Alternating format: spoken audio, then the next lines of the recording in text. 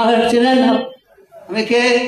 চেয়ারে আছেন, যা ইচ্ছে তাই বলেন, কিন্তু মনে রাখবেন এই চেয়ারে আরো লোক ছিল, আরো লোক আসবে, একই ভাষায় কথা বলবেন, যদি না আপনারা স্বাধীনতার মর্ম না উপলব্ধ করেন।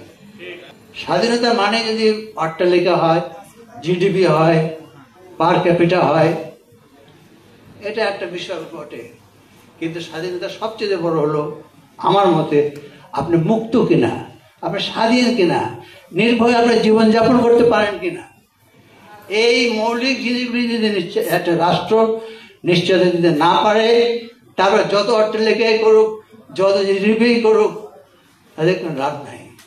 কেননা এই জিডিপি সাধারণ মানুষের পৌঁছে না। এইটা একটা কঠিন প্রশ্ন, এটা আপনারা বাসায় যেয়ে চিন্তা করেন। জিডিপি সাধারণ মানুষের কাছে পৌঁছে না। সালমান রহমানের ইনকাম আর আমার ইনকাম আর কাজী ফিরোজের ইনকাম, এই তিনটে দিলে এই আমি যদি তিনজনের মধ্যে সবচেয়ে করি, তাই না?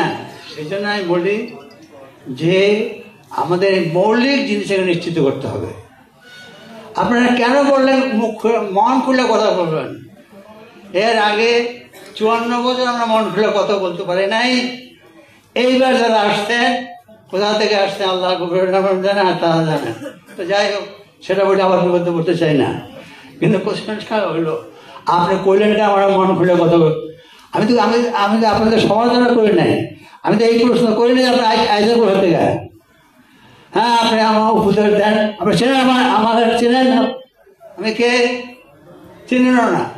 সেই জন্য বলি সাবধানে কথা বলেন, চিন্তা করে কথা বলেন, নিজের সীমাবদ্ধতার মধ্যে কথা বললেন, কতটুকু আমরা পারি, কতটুকু আমরা পারি না, এই সম্বন্ধে আমাদের সচেতন থাকতে হবে।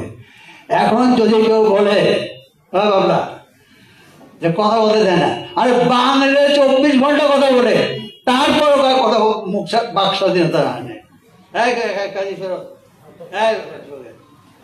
এত কথা কয় বাঙালিরা, তারপরে বাক স্বাধীনতা নাই।